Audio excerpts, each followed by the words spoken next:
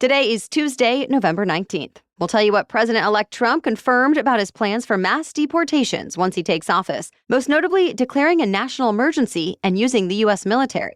And his latest choice for his cabinet is another Fox News personality.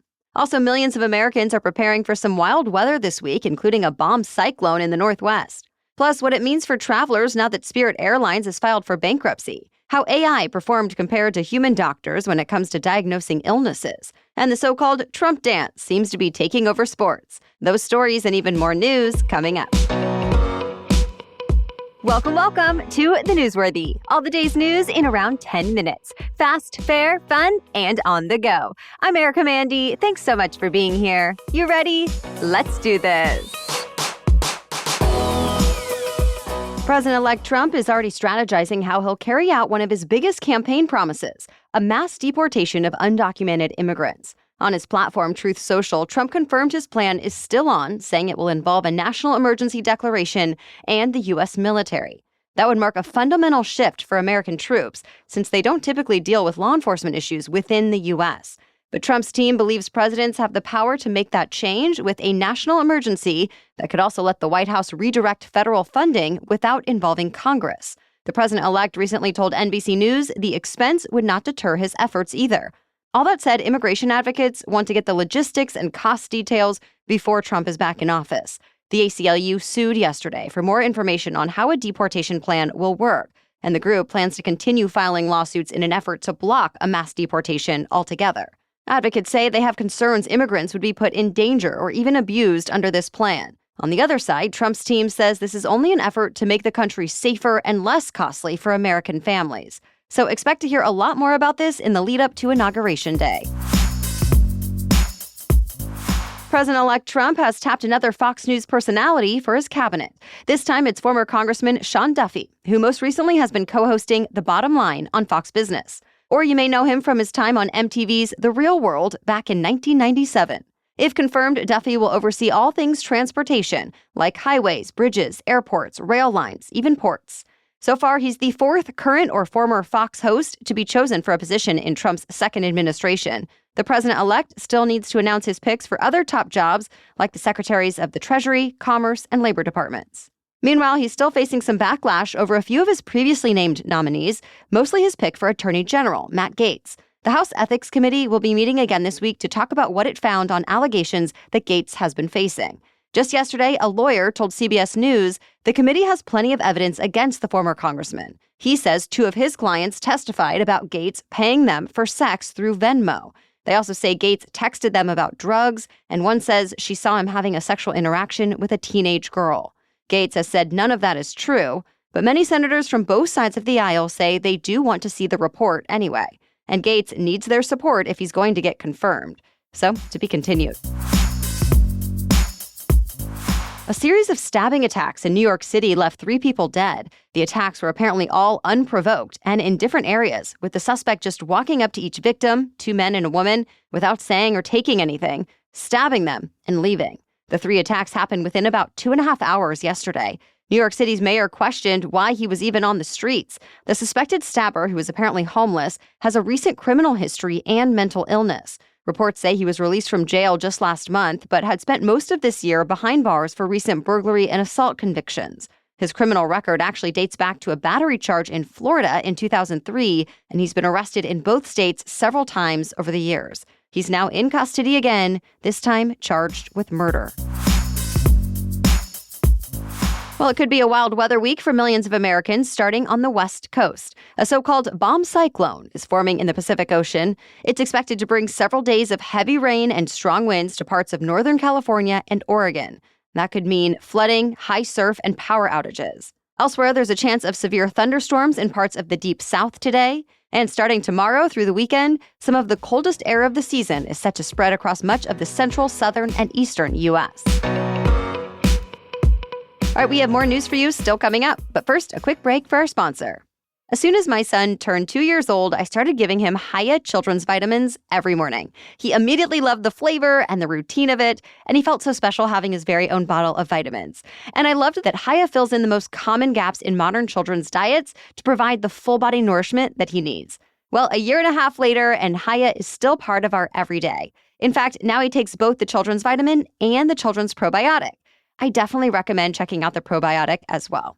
And I chose Hiya over many other options, even before they were a sponsor of this podcast, because it is not filled with sugar and gummy junk like so many others are. Instead, it's formulated with the help of nutritional experts and pressed with a blend of organic fruits and veggies, then supercharged with 15 essential vitamins and minerals to support immunity, energy, brain function, mood, and so much more. So we've worked out a special deal with Hiya for their best-selling children's vitamin. Receive 50% off your first order. To claim this deal, you must go to hiyahealth.com/newsworthy.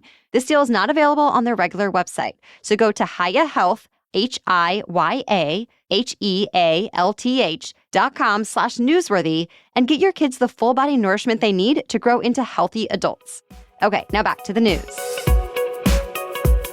There's been a major breach of security at the royal family's estate. Police say 2 people broke into a farm on the grounds of Windsor Castle last month and stole 2 vehicles. We're talking about the estate west of London that also includes the primary residence of Prince William, his wife Catherine, and their 3 children. The Sun is reporting the family is believed to have been home during this burglary. The reports say they have their own security at Adelaide Cottage, one of several residences on the estate. King Charles III and Queen Camilla also often stay there, but were not in the area at the time. The intruders still have not been caught, though. Police say the investigation is ongoing. For the first time in more than a decade, a major American airline has gone bankrupt. Spirit Airlines filed for Chapter 11 bankruptcy protection this week after losing more than $2 billion in just 5 years. The airline has billions of dollars in debt, and the rise of basic economy tickets from other airlines has given passengers more low-cost options, meaning more competition. On top of Spirit's revenue challenges, a federal judge blocked a proposed merger with JetBlue at the beginning of this year. Even though Spirit filed for bankruptcy, the airline said it does plan to continue operating, so that means travelers can still use existing tickets and even book new ones. Loyalty points and credits are all still valid. Spirit says it plans on exiting bankruptcy by the first quarter of next year. It looks like AI has gotten just as good as, if not better than, some human doctors when it comes to diagnosing certain illnesses. A new study found the AI chatbot ChatGPT outperformed doctors when given patient case histories to figure out diagnoses. The chatbot got the correct diagnosis 90% of the time, compared to 74% for unassisted doctors. And get this, the chatbot even outperformed doctors who were allowed to use ChatGPT to help them. They barely did better than humans without the AI assistance, getting only 76% of the cases correct. Researchers say it shows how doctors can sometimes become too attached to their own diagnoses, even though there's a well-explained alternative. Now, keep in mind, we're still a long way from robot doctors seeing patients. This was a small study involving only 50 doctors, and the lead researcher said the results should highlight the need to train doctors to better use artificial intelligence for diagnosing patients. Ultimately, he says AI should be a doctor extender, not a replacement. Meanwhile, it seems patients themselves trust AI enough with their medical information to share it on social media. Ex-owner Elon Musk had asked users to upload their medical images to X's version of an AI chatbot called Grok to test its diagnostic abilities. And a lot of people did this, despite privacy advocates warning that once you share an image on social media, it's not protected the same way it is in the health system.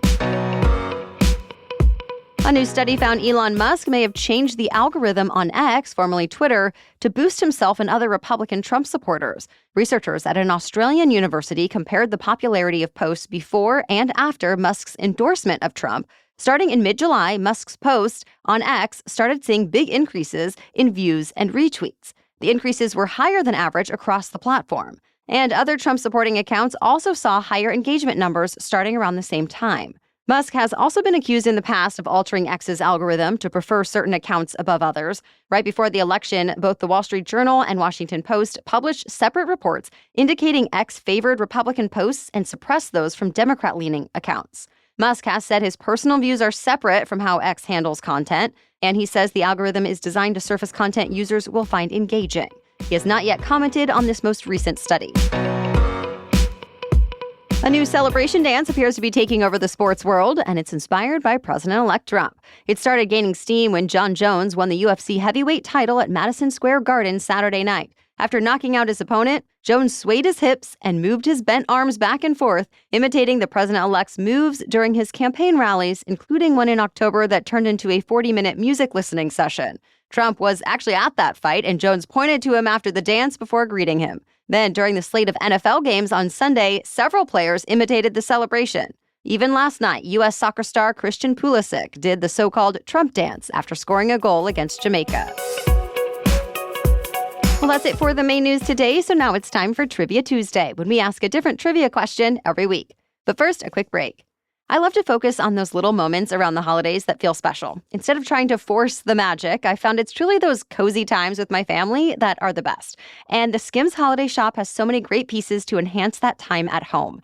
I picked up another one of my favorite soft lounge sleep sets, this time from the SKIMS Holiday Shop, in a really fun seasonal red color, and I'm obsessed with it. I wear this around the house, cuddled up with a cup of hot tea, maybe some hot cocoa. I appreciate that it's matching, and it's not only cozy, but also super cute, so if we snap a family photo mid-cuddle, I'm all set. I'll definitely be buying the soft lounge sleep set and my other favorite from the holiday shop, the cozy robe, for some of my loved ones on my list this year. Shop SKIMS Holiday Shop at skims.com. Available in styles for women, men, kids, and even pets. And if you haven't yet, be sure to let them know we sent you. After you place your order, select podcast in the survey and select our show in the drop-down menu that follows. Okay, now back to Trivia Tuesday. And today's trivia question is, which retailer was the first to host a Thanksgiving Day parade? You can play along with us in our weekly roundup email that comes out each Friday. Sign up to get it at thenewsworthy.com/email. As for last week's trivia question, how many elements are currently on the periodic table? The answer is 118. The periodic table dates back to 1871, when a Russian scientist named Dmitry Mendeleev grouped the known elements based on weights and properties. There had been previous attempts to organize elements, but Mendeleev had the familiar boxes and groups of elements with similar characteristics we still have today.